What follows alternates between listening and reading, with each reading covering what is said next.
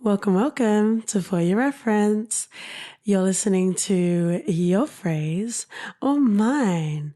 And God damn it, I want to win this week. You say that all the time, but I think you've been winning all along. You're such an old sage. You managed to get it, but Russian proverbs seem to stump you. So I've got a doozy for you. All right, go for it. Are you ready? To carry fire in one hand and water in the other. To not be able to decide what to do, to be conflicted. No, that is incorrect. What does it mean? It essentially means your words are different to your actions. I was close enough. If we was worlds apart, yeah. So let's get on with the show, guys.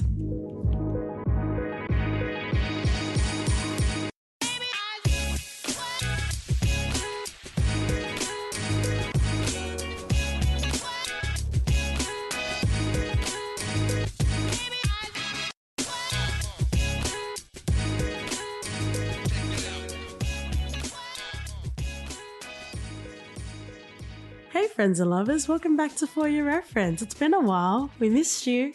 That we have. You got your host, Katie. And Ote. Hope you've been well, and boy, do we have a treat for you today.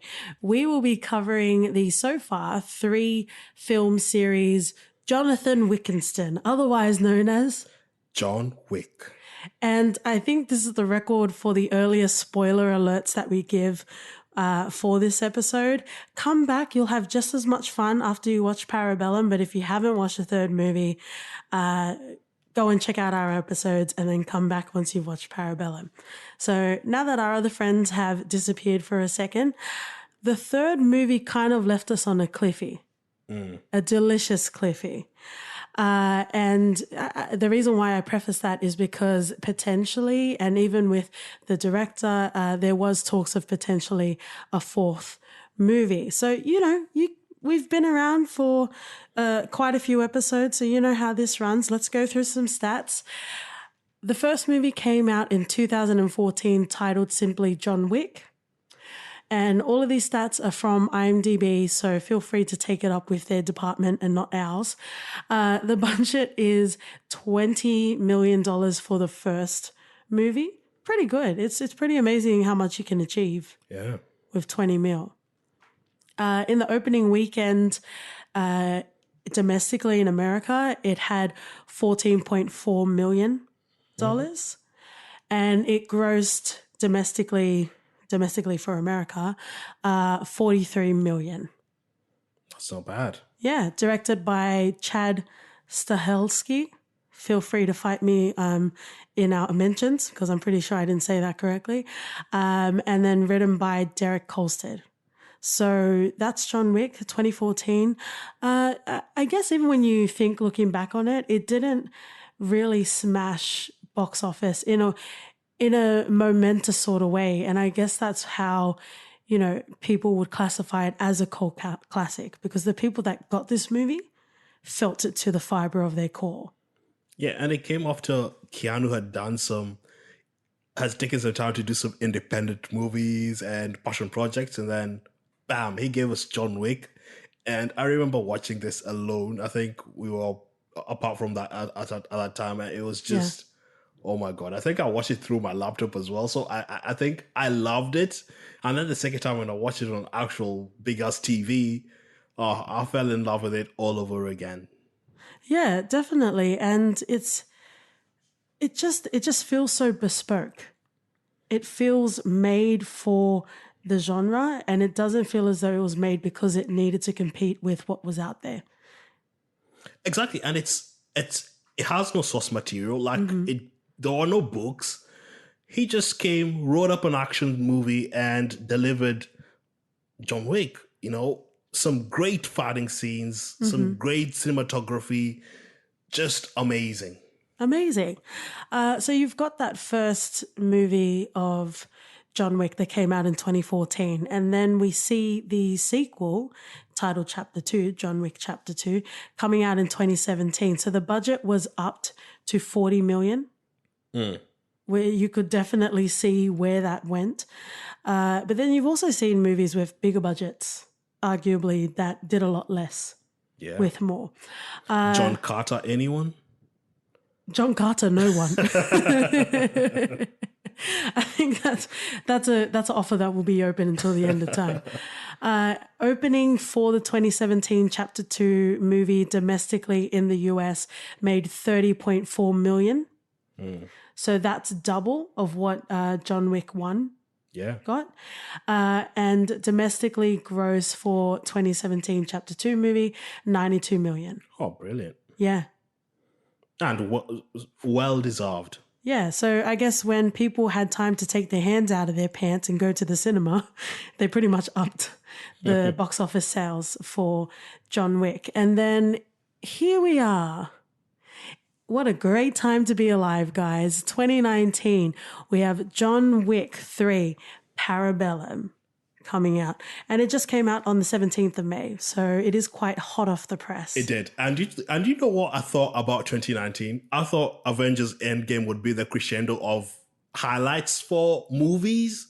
And then what we've just experienced a few minutes ago, I was at the edge of my seat the whole time. Oh, yeah, totally. Oh, my God. Like, I feel like I don't need to wear panties anymore because just dripping. I splooshed so much. Like, my non-existent dick was throbbing the whole time. Oh, my God, yeah. Wow. Even the dialogue got me hard. We're still processing, as you can tell. So as we continue to process, let me go through the rest of the stats that we have.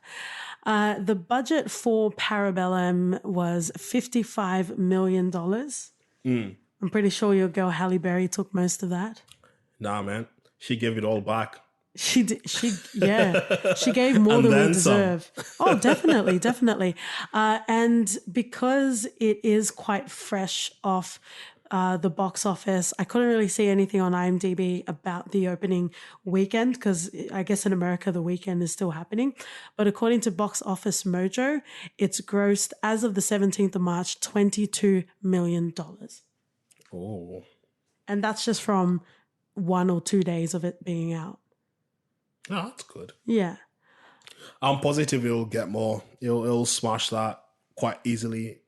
Just everything that you would ever want. Let me just quickly try and graze over the cast that we have throughout the 3 movies, because I think it is quite important just so we can have flex of it and be able to, harken back on the cast as Graze we go over, through my this friend. episode. Thank you. We're a courteous bunch on this podcast. And we're super PC. Just don't listen to our other shit. So in the first John Wick movie, obviously we have our reigning king, Keanu Reeves, playing John Wick. I will say this, but let's not diverge. Let's come back to this comment.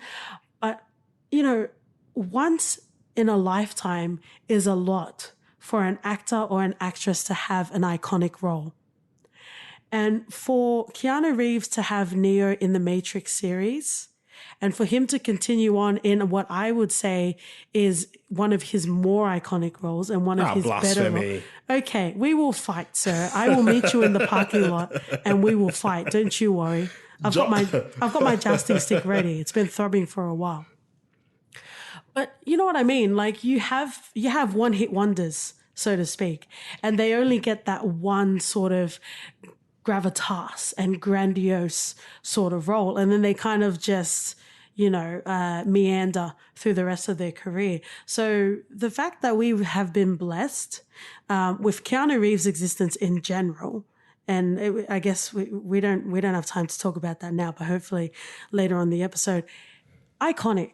Iconic. Mm-hmm. So I just want to shout out the fact that we, as the human race, are so lucky to have Keanu Reeves, and he hasn't ascended to, the higher level of being than Earth. So we really much appreciate that. So you have Keanu Reeves as John Wick, Ian McShane as Winston. Oh, we loved it. We loved He Ian has McShane. a face for cinema. Yeah, that he does. You wouldn't really want to be at the grocery store ordering your organic bananas and seeing Ian McShane there, would you? No, but I really loved him in Deadwood. Like, his performance in Deadwood was above none. And the fact that Deadwood is being done is just a blessing. That's a good point, because in my viewership, I haven't come across Deadwood yet. So they're remaking, or is it picking up off the last series? I think it's picking up off. Okay, cool. So closer to the date, expect an episode about that. And he's also in American Gods as well. Yes. I think he can quite easily play the villain and the hero.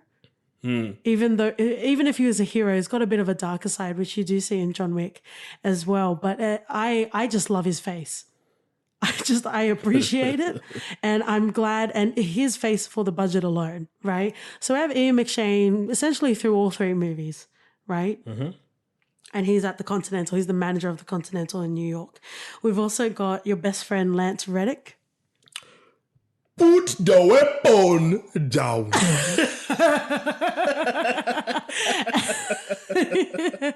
I think, as you know, yourself as a African / Kenyan man, and as a appreciator of generic African accents and an appreciator of Kenyan men, we were the only two people that laughed in the cinema. If you haven't listened to our Black Panther episode, we spend about 15 minutes talking about Forrest Whitaker and how you should never rely on him for nuances and being able to enunciate words. I think Lance Reddick is definitely a runner-up. Yeah, for sure. What was he doing? It looks so cumbersome. Like, it looks so forced. And you could tell that he's not comfortable in doing well. It doesn't affect his acting, of course. Yeah. But it just feels a bit labored and doesn't take anything away from the movie. It did. I would argue that it did. It got very distracting. It added a comedic effect for you. I don't think it was supposed to be funny. I don't think. T'Challa. They will take away John Wick. No, it wasn't supposed to be funny, and we were the only ones that laughed. No, there were times. Put your weapon down. There were times his accent was stronger. Than other bits. And when it was stronger, it felt really, really wrong. And quite, I don't know. Let me find out that his character, which according to IMDb trivia, it wasn't until the second or third movie that we got to know his name, which is Charon. Let me find out that Lance Reddick just created that accent just so he could get more attention on the screen. But we do love Lance Reddick. He was born in Baltimore. So I don't know where he got that accent from. I have no idea. But we're not coming for Lance Reddick. We do love a strong Daniels from The Wire in our household. So let's just leave it there. But yeah, he got very distracting very quickly. And then we have, John Leguizamo. I do apologize if you're listening to this, playing Aurelio. I can say that one, so 2 points to me. He's quite a good friend to have. You know, he recognized that was John Wick's car in the first movie, and he pretty much pulled up Theon Greyjoy, which we'll come to in a second. Actually, let's just talk about Theon while we're here. Alfie Allen, who you didn't even realize is the brother to Lily Allen. Yeah. Lily Allen even has a song about him. So there you go. Who plays Iosef Tarasov. He has a terrible face. And I apologize to your mother or your father, wherever you got your face from. But man, he just does not have a face you want to love. Jesus Christ. But he looks like a sleazy guy. Like he fits the role he plays. He fit how Theon was. Theon was quite sleazy until he found himself. We've done Game of Thrones. And then now he's a mobster's son. And it just fits him. It's like a glove, you know? Just someone that's not well adjusted, essentially. And then we have Helen, the face that launched 1,000 headshots. played by Bridget Moynihan. She's essentially the catalyst of this movie. And we keep going into detail, but let's just keep going through the cast. But I do want to talk about Mrs. Wick and how she was a catalyst. But essentially, in a snapshot, that is the main cast for the first John Wick movie, right? So let's move on to chapter 2. And I don't know, like maybe you don't know whether your second movie is going to be picked up or not, but it bothers me that it's John Wick, then chapter 2, then Parabellum. Can we all calm down? Well, what would you have it as? 1, 2, 3. Get an attitude, mate. Get on this dick. That's what you can do. All right, so let's talk about the cast in chapter 2. So we've got our king, Keanu Reeves. We've got Ian McShane as Winston. And then we have a Matrix reunion. So not only do we have our director, Chad, who was also the stuntman for Keanu Reeves in The Matrix, we've now have the culmination of The Matrix reuniting with Lawrence Fishburne. Yes. And he's the Bowery King. Mm-hmm. And how they were referencing it, they were talking about how they met, and it was so reminiscent of The Matrix, and that was just splooshing. You were on the floor, splooshing. I had to clean the walls and everything. It was a catastrophe. But there was so much subtext, and it did feed to all of the fanboys and perhaps fangirls of the world that really resonated with that just waited. To revive the Matrix series, or at least the characters. Beautiful. Yeah. Beautiful. And the opposite of beautiful that we'll mention is Ruby Rose, who plays Ares. I don't want her to stain the rest of this episode. So let's just get all of our Ruby Rose commentary out now. So we can have a good time for the rest of the episode. She didn't do much for me. I don't know. I've seen in a few things, and I've not really resonated with her or didn't pay too much attention to it. And when she died quite quickly, I was happy, even though it was towards the end of the movie. I don't get the appeal with Ruby Rose. And, normally I am quite supportive of my Australian brothers and sisters, but even when I'm going to sound like super hipster, but I just want to say that my non-affection towards Ruby Rose started before she even made it to American shores. She was on MTV Australia, and I really didn't understand what the big whoop with a capital WH was about her. I just really didn't understand why she was a thing. Is this what the Australians call the Tarling Poppy Pop or something? What was it? I think that's the Kenyan reference. What do they call it? Tall poppy syndrome, which there you go. I think there are phrases all around the world, even in America. And, OT has revealed the Kenyan phrase, the tall poppy pop. Which, let's walk down some Australian history lane, shall we? Tall poppy syndrome essentially denotes to, the phenomenon of, trying to keep people humble is the nicest way to say it. So essentially, when people get a bit too big for their britches, you pretty much put them in their place. So you're cutting off that poppy. Oh, interesting. Yeah. So, I think she's had enough time on our podcast. Just know that we don't care for her. And if you ardently love yourself a Ruby Rose, then you're more than welcome. We can still be friends, but not in mine household. we will not discuss it in mine household. More than welcome for you to talk about it, but not in mine household. So let's move on. Lance Reddick, who we've already talked about, he's also in chapter 2. And another old friend that pops up in chapter 2 is Common. Yeah. So he's the bodyguard for Cassian. Yeah. Yeah, so his name is Cassian, and he plays the bodyguard for the sister. of the D'Antonio family. Was it Sofia D'Antonio? It was Gianna. Gianna D'Antonio. Yes. So that's the second chapter 2. And let's head to where we just were a few minutes ago into chapter 3. So obviously, I don't even need to mention Keanu Reeves.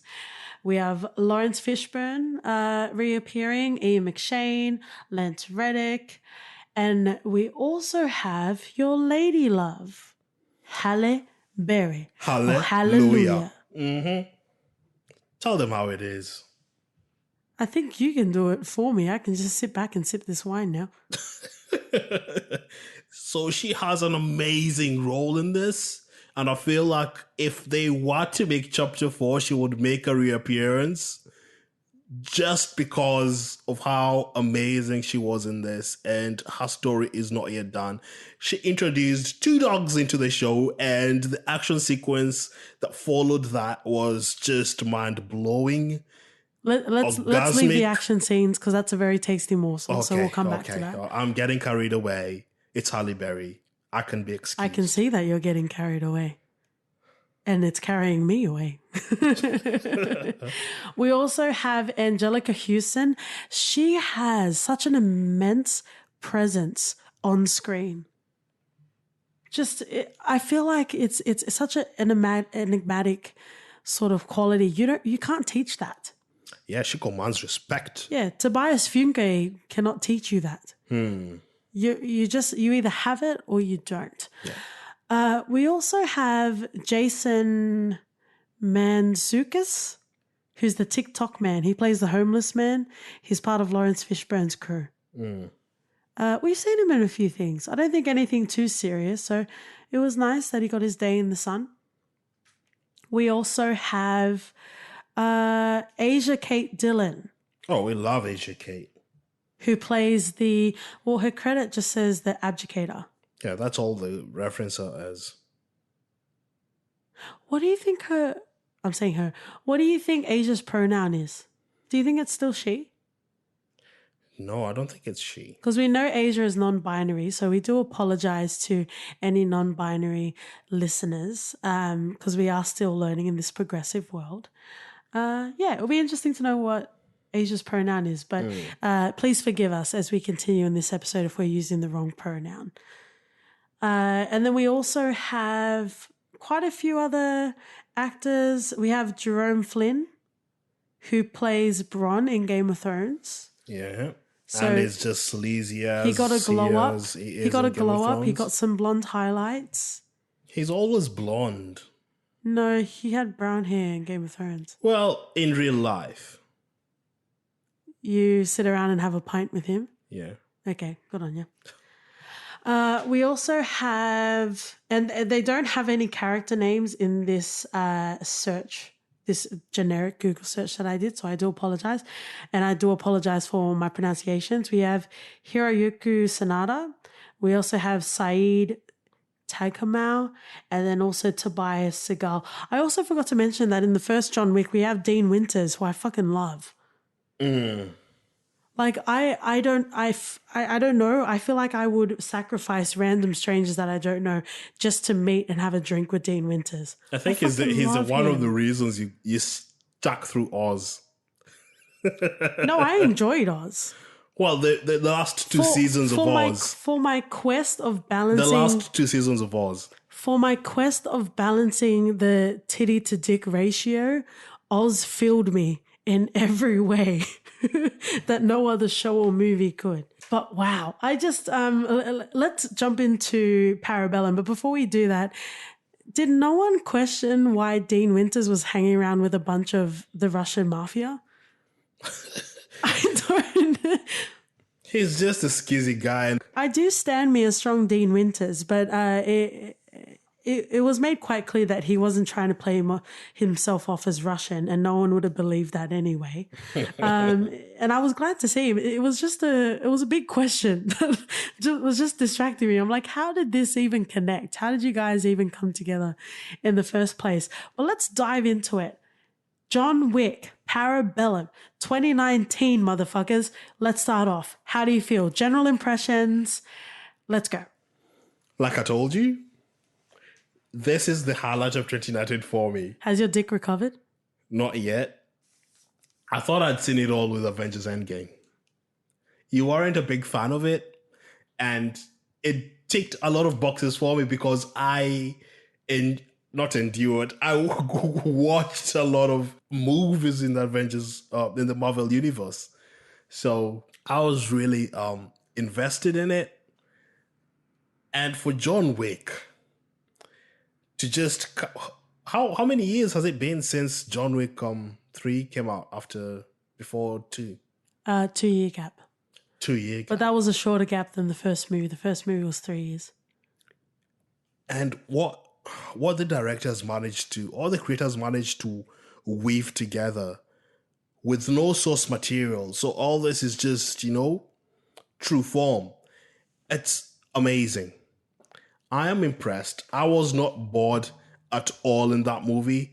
It was enthralling. It's just end-to-end action, beautifully done sequences. The stunts were amazing. Amazing. The brutality. At one point where they were fighting in was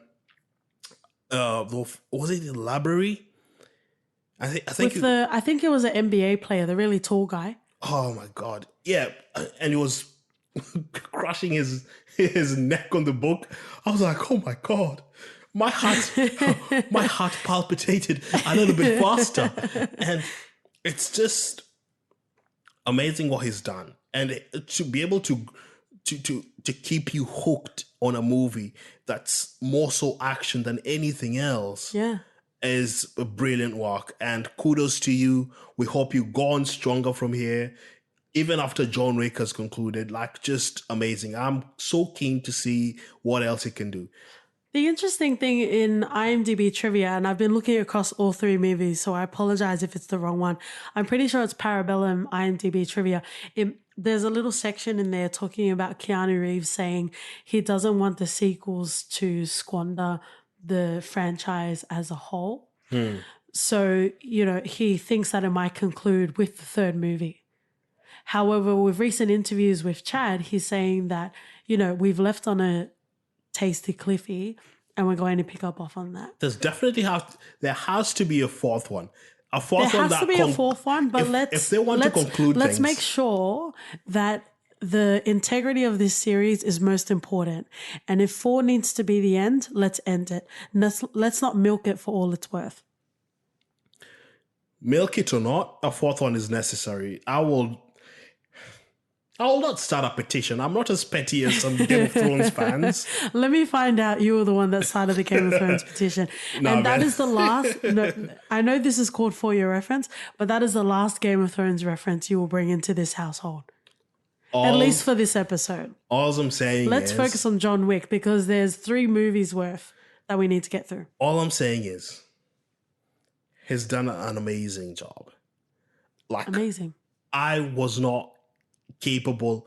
When I was watching, sorry, I'm going back to Avengers because it was loaded up as one of the biggest movies for this year. And for me, it has to be John Wick as the most exciting thing to have happened in 2019. It was edge to edge. No minute that I was bored or distracted, fully focused on the entire 2 hours and 10 minutes, I think. Yeah. And that's just breathtaking. And to manage to also tell a story coherently, nicely, with all the action sequence around it is amazing. Because a lot of times we get action movies where the story suffers. But the story... In lieu of the action. Yeah, but the story does not suffer. And we get to learn more about John Wick and about this exciting assassination world and how it all operates. But what I appreciated as well is you have this secret society. You have the Continental that is being governed under the table. Well, they operate under the table. And then you have the high table, so to speak, right? So you have this whole secret society, but that serves essentially as a backdrop to the narrative of John Wick. Yeah. it continues to center around John Wick because that's what we're there for, and that's what we're invested with. Before I give my sort of initial impressions, there is something that you said that I do want to pick up off on. Let's talk about it. Let's talk about iconic sort of action movies because I'm not necessarily an action buff. And I can't remember which episode we talked about it, but I did sort of touch upon that it doesn't valor my ghoulies. There you go. There's your Game of Thrones reference. That'll be the last one. It doesn't get me going. It doesn't float my boat to see big explosions and the hero walking away from the fire. That really doesn't get me, when I'm trying to enjoy or digest a movie or a TV show, right? I'm more about cohesive narrative and hitting me in the feels and, realism. Or if it's fantasy, take me completely away. But when it comes to action movies, that really isn't my world. Right? So I would love to hear from you because, I feel like you've dabbled and you've dipped your toe in quite a lot of action sort of franchises. So let's touch upon it just quickly because obviously we need to get through these 3 movies. We've got Tom Cruise, Mission Impossible. We've got Matt Damon with Bourne Identity. Mm-hmm. We've got only because I think this will be funny, Taylor Lautner. I don't remember what his action series was, but he thought that he was better than he was. So you've got him as well. And then you've also got Jason Statham, who we fucking love. We've got him in is it Transporter? Yep. And then we've also got Liam Neeson. So I guess it depends on where you sit in the cancer culture of Liam Neeson. You've also got him in Taken. So where do you think John Wick stacks up, or where do you think it positions itself in the world of, and even James Bond as well? Pierce Brosnan, Daniel Craig, all the other British men that isn't Idris Elba, which we will fight. We don't have time today. But if you tell me Idris can't be anything he wants to be, I will take my earrings off and I will meet you at the car park. Well, Trevor Noah said it perfectly. He can't be a spy. The main reason why a spy is to be what? A fly on the wall? To blend in? Yeah, to blend in. And then... So what you're saying is Idris Elba is too handsome and that's why he stands out. Yeah. His charm makes him stand out. Unless they're moving the James Bond franchise to Africa, then I don't see a chance. Whoa, man. Imagine him walking into the hotel and being like, I like it shaking, not stirred. Oh, yeah, James Bond, I know that, I know you like it shaking. You've been here before, you mate. You will not besmirch my beautiful, lovely, strong Idris Elba in this household must protect. All I'm saying is, man, environment is key in everything. It's not a matter of race in this now. Anyway, moving on. Wow.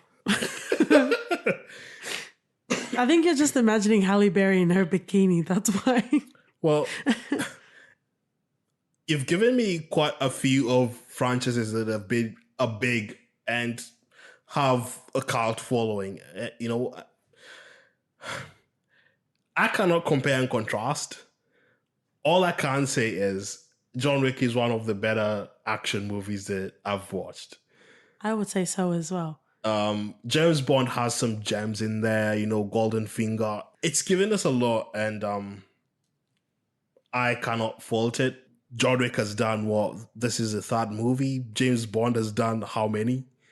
Yeah, so I cannot compare those. It won't be right. But I do think it's important to just, paint a picture because I would say that John Wick is one of the most enticing action sort of series that I've seen for a while. But I also wanted to just rope OT in because you've watched way more. So you have way more context of this landscape. And I'm saying, and there's also Kingsman. There's heaps of action movies There's out also there. Kingsman. I know. And you have movies like Expendables where it gathered all the heroes we grew up watching and loving. And we watched it just because it had them, Yeah. The storyline was crap, but it wasn't about the storyline. You're not going there to see what Rambo has I think it written. was to relive. It Like, was that nostalgic wave. Exactly. You went to watch Expendables because we watched them growing up, we idolized them growing up, and for all of them to share a screen, bloody hell. I enjoyed seeing Jet Li. Did he not join to the second movie though? No, he was in the second movie. No, I'm saying he wasn't in the first one, I think. I don't know. I like Jet Li. I do stand. We stand a strong Jet Li in this household. Yeah. Let's go back to Parabellum. Let's talk about the action scenes because we've talked a lot about explosions and fighting. What would you say was your favorite action-centered scene inside of John Wick 3 Parabellum coming out in 2019? Oh, there's quite a few. There is quite a few. My first action scene that just got me splooshing was him riding a horse down down New York. He was like Old Town Country Road. Yeah, just oh my God. How amazing is that? Just so good. And you can just imagine how much fun he would have had coordinating the stunts as well with Chad. And you know what I was picturing there? When he was ducking on the horse and shooting. Yeah. I was picturing myself playing Red Dead. I was like, oh my God, is Red Dead being, it was just amazing. Yeah. It's great. And I think it was a nice sort of spin that you have to action sequences because again, I am not really a purveyor in action sort of movies, but I feel like horses aren't really the norm. They're not really the go-to in action movies unless you're in a specific Western or a period sort of piece. Yeah, so to incorporate horses in this, and John Wick would prompt the horse to kick, and it would kick the enemies. That's amazing. That's the way he got a jerk reaction. Yeah, I don't think I've seen it even in Westerns where horses are the main staple, I've not seen it at all. Yeah, and I think I was a bit on edge worrying about whether the horses will get injured. But I feel like in this sort of franchise, animals will be protected. So I'm quite safe in that regard. And that action sequence was quite iconic. Definitely. And the way he was galloping down the New York streets on his horse and the way he used the horse as a shield to be able to continue the combat and to continue the momentum of the movie was exemplary and it was on par. One of my favorite action sequences was the knife sequence. Oh, how brutal was that? I had my hands over my head. I had my hand somewhere else. I could not just believe it. I was... Wow.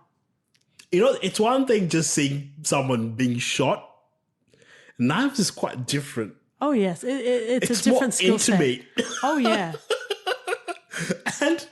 and with every stab, with every knife throw, you're invested. You're like, oh, wow. And when it lands... Were they in a museum? Why were they all in glass cases? Yeah, I think so. So here's one of my gripes. And, I can love things and also accept it for its flaws, i.e., I love you, OT. No flaws here whatsoever. Hence one of the flaws. But in the... our foundations are crumbling. Come and save us. But in that sequence, not just John Wick, but also the guys that were fighting him were punching the cabinets. Where were his blood? Where was the blood on his knuckles and his fists when he was punching into these cabinets to get these knives? There was nothing. There's a technique you can use to break glass without getting yourself injured. Okay. Do you want to give us some sound effects? So, you know how you put your jabs on, crawling into a jab? Yep. Okay. Without punching it, you're punching someone's face. There's a technique in which you can use. I'm just talking out of my ass. I don't know what. But probably there is some explanation for that. Just fisting the ass. But wow, that scene alone, when they threw that dagger at Keanu's groin, I'm like, save the livelihood of the future. What are you doing? Where are you going? Because, they probably aren't super razor sharp knives, but at the end of the day, they're still like knife-like, right? And to go anywhere near the crown jewels of the world, i.e. Keanu Reeves' nether regions, wow. It really built the momentum of the movie. One of the best action films that we had. Another pivotal action scene that we encountered in Parabellum, Tell us. the underwater pool scene. Can we talk, motherfucker? Can we talk? Yeah, that was good. I don't think it was iconic. I do think it's iconic, and I feel like, and Chad can fight me as much as he wants to, but I feel like that was the closest homage that you will ever get to the Matrix in the John Wick universe. Because when they were shooting the bullets and you saw the bullet rifle through the water, that is the closest you will ever get to the Matrix, my friend. True. I didn't think of it like that. And that's what I'm here for. The brains and the beauty. Oh, what's that you said? Yeah, we've both got faces for podcasts. But yeah, I think another scene that I really enjoyed in this was, I think I've touched on this a bit, was Halle Berry's character, Sophia. and they were fighting with John, and oh my god, how amazing was that? It was amazing. And how they use the dogs as... But can we just say, because I don't understand you, but I love you just the same. There is a population in the world that just don't love dogs with all of their being, and we don't understand that. Right? Our executive producer is our rescue greyhound, and he does shit all, but we still fucking love him, right? There are people that just aren't dog people, right? And again, we love you, but we just don't really get what your vibe is. But when Halle Berry went on a bloody path of rampage because Bron shot her dog, I was there. I was so there for it. I'm like, you better burn this place to the fucking ground. He fucking shot your dog. Yeah, but not before you cried. Oh, I did. And I appreciate dog clothing so much. So I was well aware of the fact that her dog was wearing a vest, but it didn't stop my tears. You couldn't stop my tears. And wow, I was already tearing up. And then when she started fighting with her dogs, that really got me. It just goes to show you that John Wick's dog was fucking useless. I fucking loved his dog. I think they're still playing. John Wick's dog was living it up, living his best life in the Continental, probably getting like spa treatments and robes and all that. No, but we can clearly see he's trained his dog to follow commands. So I think by the fourth chapter... Which is more than we've ever gotten with our dog. By the fourth movie, the dog should have some sort of combat training, at least, now that he's hooked up with Lawrence Fishburne. And they would be going after the high table. Oh, wow. How good of a setup was that? And for them to even think that they can stop it here? Preposterous. Come on now. I think, there's definitely no way, but we are a culture that continues to, demand so much from creators, and we don't want things to end. And even while it's continuing, we want it to follow a certain narrative that we're prescribing, right? And I don't want that to taint John Wick, because one of the things that I love about John Wick, I know we are called for your reference and we do love a pop culture reference, but I love that John Wick really stands on its own. And the best way that I can explain it is it really is bespoke. It stands on its own. It doesn't rely upon pop culture references. The only semblances of, gifable quotes that you have is Lawrence Fishburne. every line he said were quotable quotes. What I love about John Wick is you have a solid narrative. You have a man that loved a woman so much that he pretty much retired from his life of being a hitman and being an amazing assassin. Baba Yaga. Baba Yaga. Baba Yaga is what I said. Look at you trying to edit me saying the wrong thing. But you have this man that leaves his past life behind to start a new future with a woman that he loves so much to his core to be that new man. And she is dying. And then, unfortunately, she passes away, but not without leaving her man with a plan. Beautiful. That in itself, no other rom-com can compete with that. And I am a lover of rom-coms, but OT isn't. So you're probably not going to hear it in this podcast, unfortunately. But wow, you have John Wick and his love, his wife, right?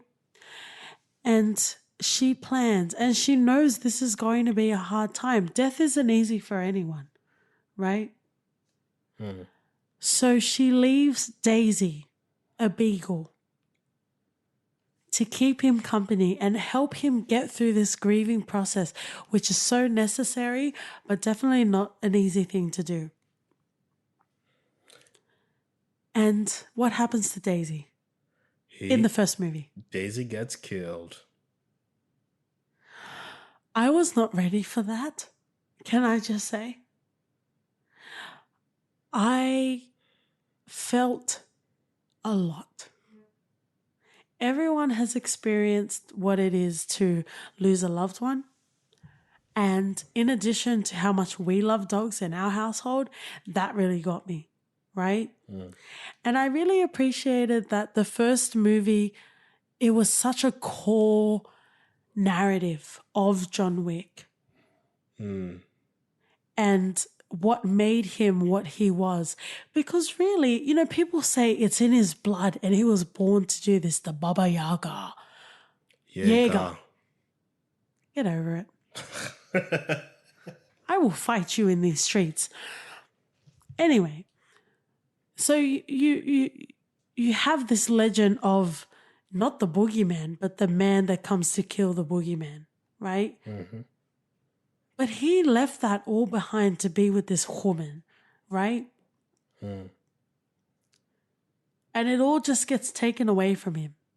And to a lesser extent, even his car, his wife, his puppy, his car, all just goes away in the blink of an eye. He barely got a day with Daisy, and it just disintegrates, essentially. And then we move into the second movie. And that's where I have a qualm with. I've got all the qualms. You want to start?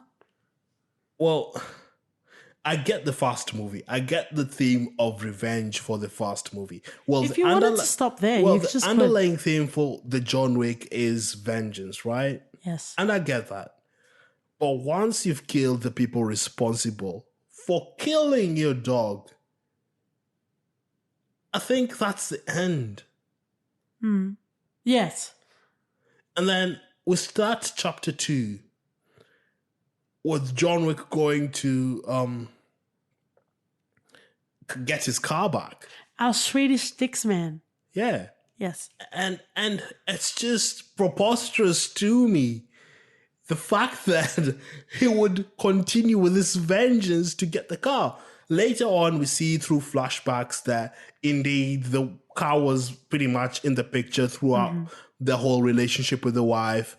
They'd parked it on the beach, which I didn't even think was a thing. Who allows you to drive a car into the beach? Maybe it's private. I don't know.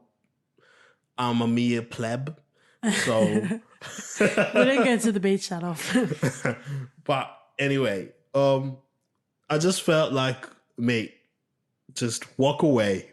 You've killed the people responsible, walk away.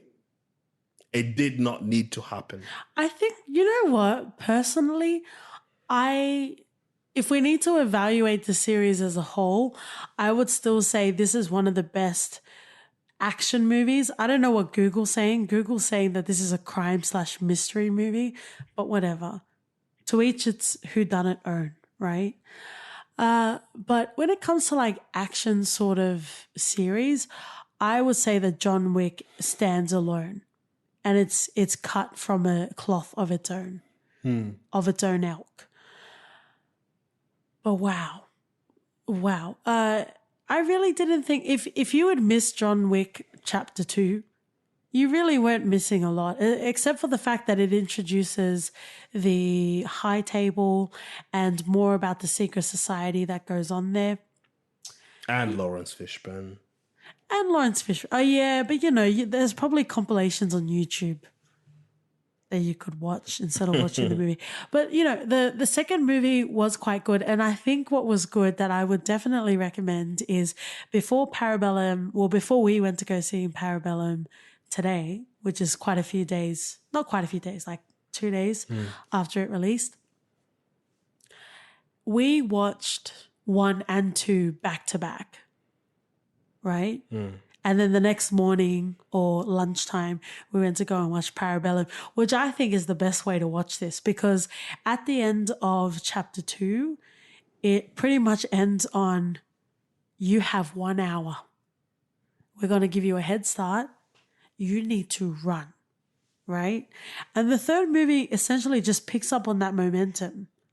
And we were kind of late to the movies, which is pretty much our MO, our modus operandi that goes around here.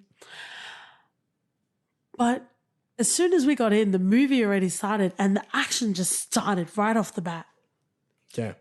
It was just speaking off where they left off on Chapter 2. Yeah, there was no time to do anything. It literally got straight into the action, which I don't think was a problem because we had just watched Chapter 2. But if you've waited 2 years and for whatever reason you didn't do a refresher after, about to see Parabellum, it was a weird change of pace. Opening up with an action sequence, right? But I think it was quite good watching 1, 2, and then watching Parabellum back to back. Yeah, for sure.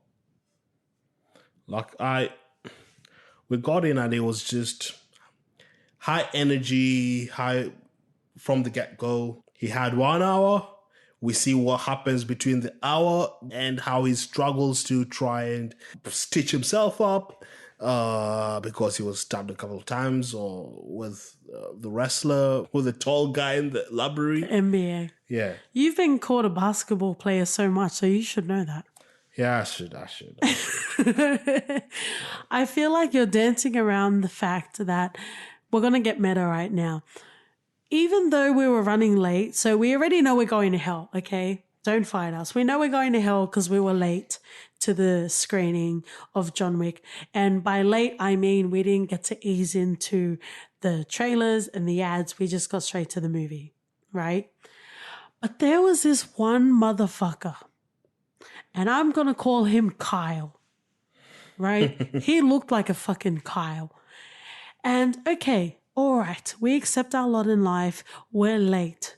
However, we had enough time to order our snackages and our drinkages before the actual movie. We had ample time, right? But this motherfucker Kyle, and I know you guys have experienced it, whether it's a 8-year-old crying kid or whether it's one man that spent $50 worth of food and drink. And in Sydney, Australia, really, you're not getting a lot for $50. But that's so true. No, but he spent $50 on himself, and he kept asking what the options were when he was at the bar. Are you kidding me, motherfucker? I'm about to see John Wick. I will roundhouse kick you in the motherfucking face if you don't hurry up and order what you want to watch. I'm about to get into that movie. I'm about to punch some bitches. I'm about to choke some bitches. And you're the first one on my list, Kyle. It's good you're keeping your list, just like Aria. How dare you? How dare you? It cannot be helped. It can. No, It can. It cannot. It cannot. So the first movie was beautiful exposition of, for lack of a better word, origin story that you have with John Wick and how he came to be, how he was, and how he continued to be within this world of the Continental and also the High Table. One of the things I really appreciated about the John Wick series, so far a 3-film franchise, maybe 4, was it really just got down to canon content. And what I mean by that is, obviously, Mrs. Wick was a catalyst for a lot of John Wick's sort of path of rampage and vengeance. But we didn't need to see, flashbacks of his life with Mrs. Wick. We already knew he loved her so much that he was ready to give up the game, right? Yep. Well, not give it up. He did literally give it up for her, right? And we didn't need to dwell on that. And a lot of this movie was, let's get down to brass tacks. What needs to be done? And let's go there. Yeah. It's just something that I thought, it's so much like Spartacus. Thank you. What? I love Spartacus. Whenever we can mention it, I love it. Yeah, like, when We love Andy Whitfield. Oh, he's the best. He's the best. So when Spartacus loses Sura, and Sura tells him, kill everyone. Yeah. Or it's just like the way Daenerys lost Missing Day, and Missing Day told her Dracarys. I think you were playing me for a fool. It's an because equivalent I said, for kill everyone. No more Game of Thrones. It's just so similar to the theme of vengeance that it consumes and completes you, and you can't grasp onto anything else other than doing what's right and what you deem right. But with John Wick, it's slightly different, where the wife didn't tell John Wick, get revenge, or because she wasn't killed, she died naturally. The dog, Daisy, wasn't like, revenge.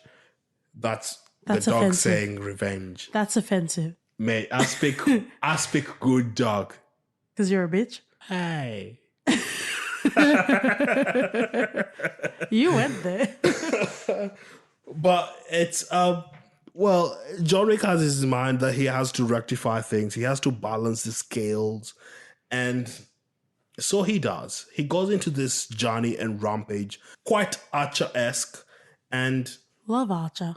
Yeah, and how it just translates into something bigger, and it becomes so much more. We see D'Antonio in the second series saying that I would have left John Wick alone if I knew he was completely out. But the fact that he had come back to avenge his dog and the car meant like, bitch, please, I can use him again. He signed a blood oath with me. Yeah. And the marker. Yeah, the marker. And let me just activate it. And that's a very central theme that we have to the John Wick series that we talked about while we're coming out of the cinema. Because you have John Wick, who, as far as we understand, he is second to none when it comes to assassins, not just in their skill and ability, but also in their morality. Because even when they were in, I'm just going to call it Central Station. I'm not sure where there was him and I'm so sorry, the Japanese man, the bald one. Yeah, he's called Zero. So when you have John Wick's character and Zero in what I would call Grand Central Station, there are these kids that pretty much intercept them. So it ruins the momentum of them about to slaughter each other. And that's when Zero said, this is where you and I are different. And this is what makes you special, because I would have went for your throat just now, essentially, right? So that kind of colors John Wick's character and who he is as a person, which makes this series so much more special because you're not just following someone that's on a bloody path of rampage, but you have someone that, in relative terms, is quite a decent person. Yeah. And same kind of said with Spartacus. Like he fought for the rights of everyone else in the house. Yeah. So the lesser citizens. Yeah. And with John Wick, we see how he's trying to transverse this weird and complicated relationships with other assassins. And his relationship with Winston is put to the test in Parabellum. And in what we thought it had withstood. And John Wick finally saying that I would prefer to die. Like Winston said, would you prefer to die as just an assassin? Or as the man that loved. And that's great. Thank you for circling back to my point. So you have John Wick, he's essentially gone rogue, right? And you have a slew of people that are helping him. So you have Winston, you have the Bower King. I think that's what it's called, Lawrence Fishburne's character. And you've got all these other characters that, also Angela's character as well, which I think is just credited as the director. You have all of these characters that are in quite a high rank, even Halle Berry's character, Sophia, that know that if not death, but definitely excommunicado is upon them. Right? Yet they continue to help John Wick throughout the series. And also the doctor, the cute little doctor man that we saw in the first movie, right? You see them throughout the series continue to help John Wick, and you start to wonder, why are you jeopardizing any sort of future or prosperity that you have for this one man? But it isn't really just one man, is it? It's kind of standing up to the powers that be, the organization that rules you. And sometimes you just need to take a stand. And we see that the organization that rules them, the high table, is full of crap. They have these rules written in stone that they enforce regardless of context, of reason. As long as it's broken, you have consequences. Lawrence Fishburne only gave John Wick a gun with 7 bullets. He was what? Don't say only. I don't know much about guns, but I feel like that was quite a pivotal gun to have. Then again, he had Shouldn't protection. they have tried to make sure that he was killed though? After 7 slashes and he still managed to survive, shouldn't they have done a better job? It wasn't more so to kill him. It was just to punish him. And 7 slices regardless of whether he's dead or not. It wasn't meant to be fatal, I don't think. I feel like they should have been more heavy-handed though. If they genuinely didn't want John Wick as a threat anymore, they should have been way more heavy-handed than they were. And then you have Asia's character. Sorry, I don't remember her name, but you have Asia's character calling Winston, being like, "Do you want to parlay?" Just concede and admit that you lost, bitch. Like, and that's the problem. The high table cannot lose. It's the high table. They kind of lost though. Because you have Zero's character and all of his students that essentially got obliterated by John Wick. But the thing is, the high table cannot lose. And that's what they're fighting. And that's what he told Winston. This is just the fast wave. We'll continue sending people after people after people to come at you. Yeah, but I feel like that's hyperbole. And that's when Winston, oh my God, I feel like the 4th movie would be John Wick raining revenge on Winston as well. Let's talk about this, because I do have an affection for Ian McShane. And I don't know where that spawned off on, and we don't have a couch to go through this, but I fucking love Ian McShane. And the way he played the Winston character, exemplary. Do you genuinely feel like he had malicious intent when he shot John Wick off the roof? I felt like that was his kind way of finding a way to spare him, because he could have shot him right in the head. As we know, this franchise is notorious for headshots. Yeah, multiple headshots. Yeah, right. I get that. I understand. I understand that point of view. Or what makes me think that part of it was selfish on his stead is that he didn't talk with his with anyone.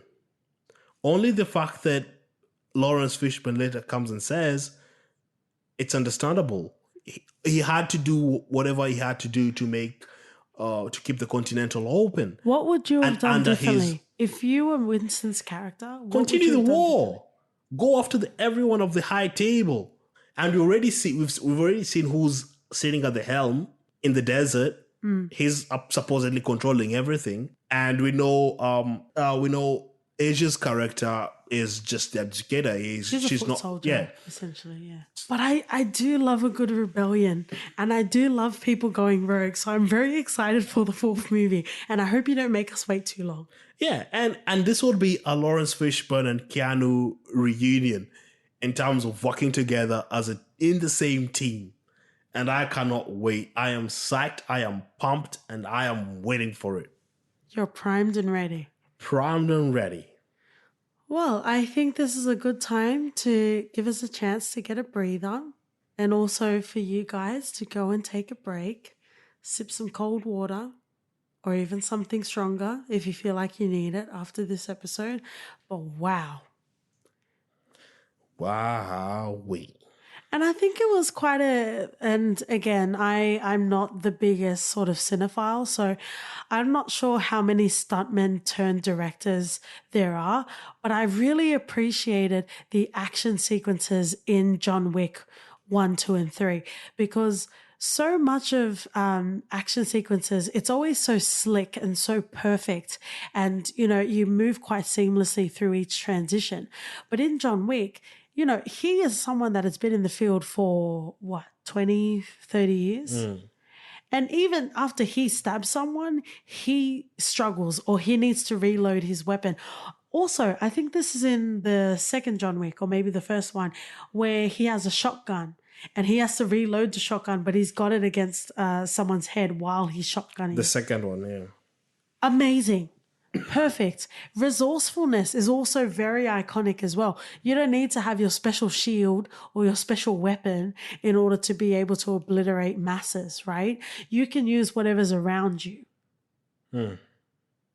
Amazing.